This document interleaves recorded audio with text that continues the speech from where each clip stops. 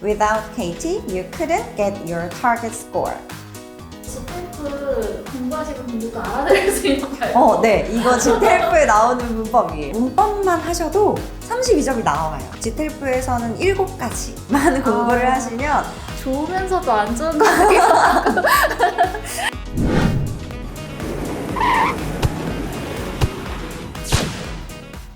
네, 모든 시험 정보를 파헤치는 토크레인입니다. 오늘은 GTF에 대해서 알아보기 위해서 저희 KT박 교수님 모셨는데요. 교수님 안녕하세요. 안녕하세요. 네, 저희 보고 계신 분들한테도 인사 한번 부탁드릴게요. 안녕하세요. 저는 GTF 강의를 하고 있는 KT박이라고 하고요. 좋은 자리 불러주셔서 감사합니다. 네, 오늘 KT 교수님과 함께 GTF에 대해서 잘 알아보도록 하겠고요. 교수님 먼저 GTF가 뭔지 소개 좀 부탁드릴게요. GTF는 지금 토익이랑 약간 대체되는 시험이라고 많이 알고 계신 분들이 계신데, 최근에 여러 공인 나라에서나 아니면은 사기업에서나 많이들 공인 영어 점수로 채택을 하면서 요즘 들어서 점점 수험생들이 많아지고 있는 굉장히 토익과 비슷하지만 조금 다른 그런 시험이라고 생각하시면 될 것 같습니다. 네, 토익과 비슷하지만 다른데 더 좋은 점이 있을 거라는 생각이 들거든요. 그쵸. 네, 토익과 비교했을 때 장점이 있다면 뭐가 있을까요? 토익과 비교했을 때 가장 좋은 장점은 일단 많은 분들이 시험 시간이 굉장히 짧아서 좋다라는 말씀을 많이 하세요. 그래서 토익이 한 2시간, 2시간 30분 정도의 시간인데, 물론 수능에 비하면 긴 시간은 아니지만 2시간 동안, 2시간 30분 동안 시험 보면서 너무 지친다 하시는 분들이 계시는데, GTF는 딱 1시간 30분에 끝나서 그게 되게 좀 마음이 편하고 집중력을 최대로 끌어올릴 수 있다 하시는 분들이 많으시고, 두 번째로는 시험 점수가 나오는 기간이 되게 짧아요. 어느 정도 걸려요? 한 4, 5일 정도 걸려요. 그래서 일요일에 시험 보면 이제 금요일이면 점수가 나오는. 좋으면서도 안 좋은 거 같아요.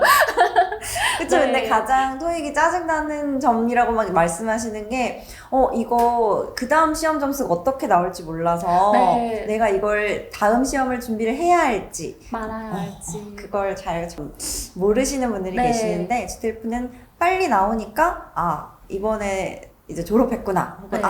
다시 공부를 해야겠구나, 이런. 판단도 그렇죠. 빠르겠네요. 네. 혹시 또 다른 장점이 있을까요? 또 다른 장점은 약간 문법이 굉장히 정형화가 되어 있어요. 그래서 나는 문법을 잘 모른다, 그런데 독해는 좀 잘하는 편이다, 단어는 많이 아는데 이렇게 뭔가 수학적으로 접근하는 규칙성은 잘 모른다 하시는 분들은 GTF를 훨씬 더 쉽게 느끼시는 분들이 계시는 것 같아요.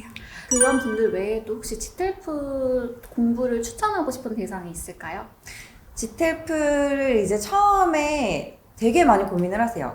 웬만하면 GTF 점수 몇 점, 토익 점수 몇 점, 이렇게 두 개를 다 둘 중에 골라서 요구하는 기관이 많기 때문에 이걸 GTF를 공부해야 될까, 아니면 토익을 공부하는 게 나을까 라고 고민을 하시는데, 제가 일단 첫 번째 이제 팁으로 드리자면, 먼저 내가 가고자 하는 기관 혹은 가산점을 받고 싶은 기관에서 요구하는 점수를 먼저 확인을 하시는 게 좋을 것 같아요. 네. 그래서 봤을 때 GTF 점수가 32점만 따면 네. 가산점을 받네 라고 이제 써져 있다면 저는 무조건 GTF를 추천을 드려요. 일단 그 이유가 뭘까요? 이제 GTF가 세 과목으로 되어 있어요. 그래서 문법, 그리고 독해, 청취, 그 세 과목이 있는데 32점이 목표다라고 하시면 이 세 과목 중에 문법만 하셔도 32점이 나와요. 하나만 잘해도.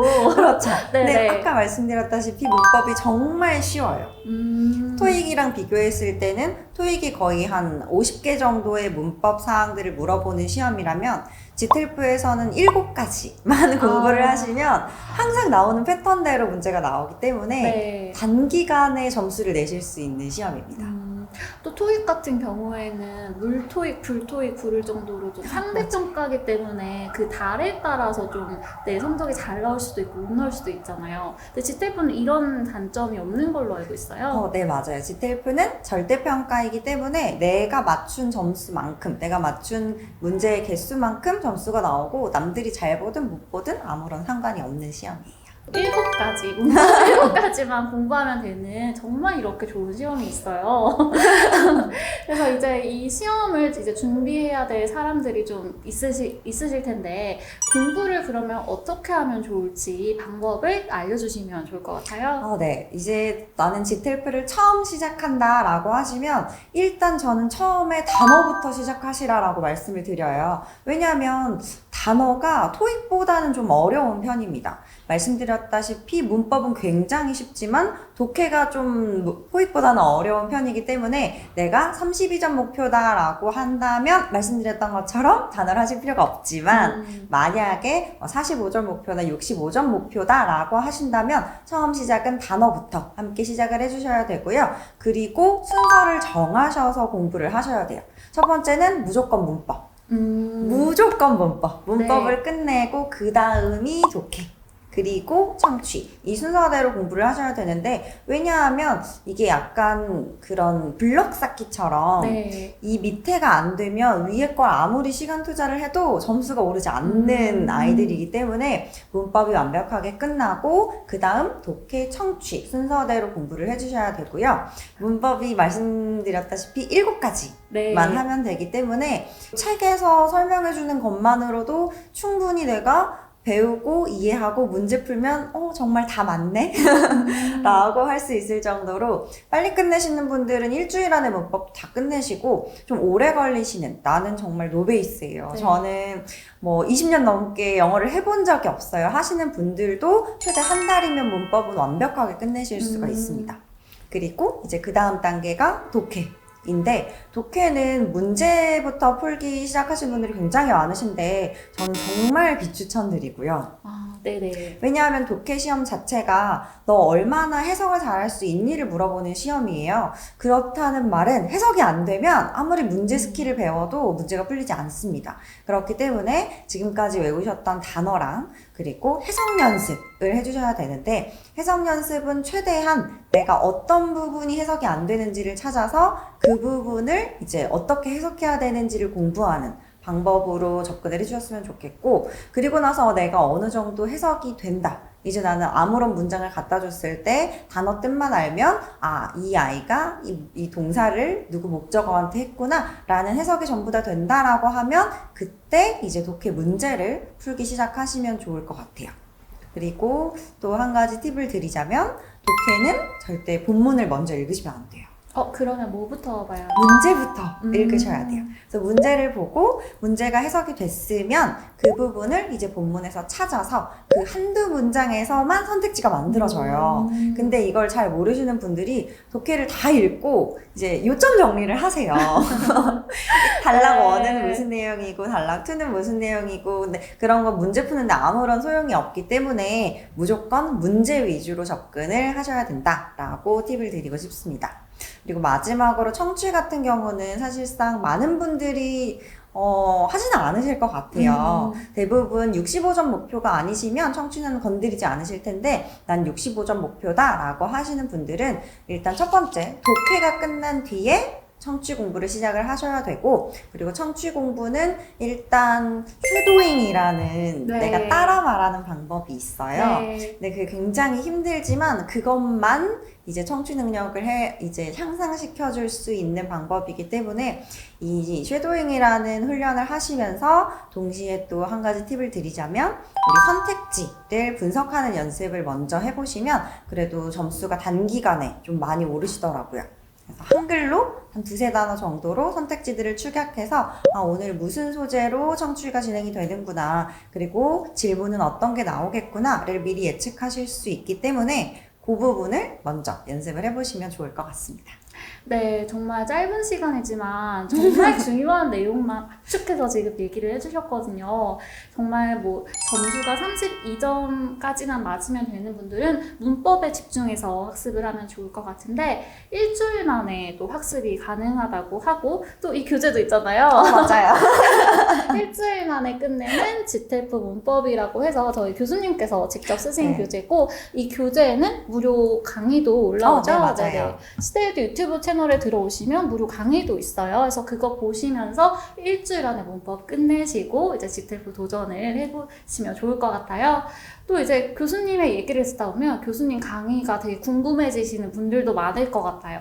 저희 유튜브 채널에 교수님의 샘플 강의도 있으니까 그거 보시고 어떻게 공부를 하면 되겠구나 감을 잡아보시면 될 것 같고요. 네, 저희 시대에듀와 함께 GTF 도전하시고 원하는 점수 얻으셔서 원하는 결과까지 다 얻으셨으면 좋겠습니다. 네, 오늘 교수님과 함께한 시간이 되게 금방 지나간 것 같은데 그러니까요. 네, 너무 아쉬운데 저희는 다음 콘텐츠로 한 번 더 만나 뵙는 걸로 하고요. 오늘 만남은 여기까지로 하겠습니다. 안녕하세요, KT입니다. 제가 생각하는 GTF의 가장 중요한 포인트는 얼마나 시험과 비슷하냐인데요. 어쨌든 영어를 잘하시는 분들도 마찬가지고 난 영어를 하나도 모른다는 분들도 마찬가지고 GTF라는 시험의 특성을 조금 더 잘 알고 계시면 내가 필요 없는 공부를 안 해도 되거든요. 그래서 제가 가장 중요하게 생각했고 강의할 때 가장 포인트를 많이 두는 점은 정말 시험은 이런 패턴으로만 나오니까 요것만 체크를 하셔라, 요것만 중점적으로 공부를 하셔라 라는 걸 많이 강조를 드리고 있습니다. 그래서 많은 방법들이 있겠죠. 영어 실력을 키우기 위해서 미드를 보시는 분도 계실 거고 실제로 청취 점수 올리려고 저는 미드 볼래요 하시는 분도 계셨는데 혹은 원서를 읽어볼래요 하는 분들도 계실 거고 하지만 우리가 시험이라고 하는 공통된 목표를 가지고 있잖아요. 그리고 그 시험이 중구난방으로 나오는 게 아니라 이미 GTF에서 정해져 있는 패턴이 있고 나와 있는 출제 경향이 있기 때문에 그것들을 조금 더 집중하셔서 공부를 하시면 좋을 것 같습니다. 그래서 제가 드리는 강의에서의 가장 주의하실 점은 제가 외우지 말라고 하는 거 외우실 필요 없고요. 제가 강조드리는 거 그 위주로만 공부를 하셔도 충분히 시험장에서 당황하지 않고 정답만 가져가실 수 있을 거라고 생각합니다. Without KT, you couldn't get your target score.